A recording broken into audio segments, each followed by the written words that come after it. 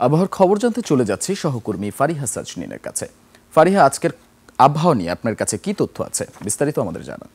ধন্যবাদ দীপু। দর্শক, আজ 31শে অক্টোবর 2025 তারিখে দেশের সর্বশেষ আবহাওয়া তথ্য থেকে আমরা দেখতে পাচ্ছি রংপুর ও রাজশাহীর অধিকাংশ জায়গায়, রংপুর, ময়মনসিংহ, ঢাকা, খুলনা, বরিশাল, সিলেট ও চট্টগ্রামের কোনো জায়গায় অস্থায়ীভাবে দমকা হাওয়া সহ হালকা থেকে মাঝারি বৃষ্টিপাত অথবা বজ্রসহ বৃষ্টিপাত হতে পারে এবং সেই সাথে কোনো জায়গায় মাঝারি থেকে ভারী বর্ষণ অথবা অতি ভারী বর্ষণ হওয়ারও সম্ভাবনা আছে বলে জানিয়েছে আবহাওয়া অধিদপ্তর। আজ সারা দেশের দিন ও রাতের তাপমাত্রা প্রায় 1 থেকে 2 ডিগ্রি সেলসিয়াস কমে যেতে পারে।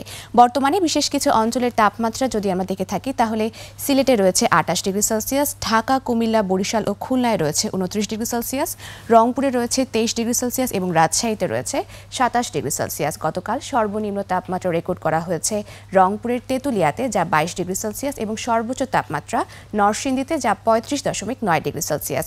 গত 24 ঘন্টায় রংপুরের সর্বোচ্চ তাপমাত্রা ছিল 35.9 ডিগ্রি সেলসিয়াস এবং সর্বনিম্ন তাপমাত্রা 25 ডিগ্রি সেলসিয়াস, এবং সেই সাথে গত 24 ঘন্টায় রাজধানী ঢাকায় সর্বোচ্চ তাপমাত্রা ছিল 33.4 ডিগ্রি সেলসিয়াস এবং সর্বনিম্ন তাপমাত্রা 25.6 ডিগ্রি সেলসিয়াস। আজ ঢাকার আকাশ আংশিক মেঘলা থাকতে পারে এবং দক্ষিণ অথবা দক্ষিণ পূর্ব দিক থেকে ঘন্টায় 8 থেকে 10 কিলোমিটার বেগে বাতাস প্রবাহিত হতে পারে। আজ সকাল 6টা অনুযায়ী ঢাকার বাতাসের আপেক্ষিক আর্দ্রতা নির্ণয় করা হয়েছে 90% এবং আজ ঢাকায় সূর্যাস্ত হবে সন্ধ্যা 5টা বেজে 20 মিনিটে।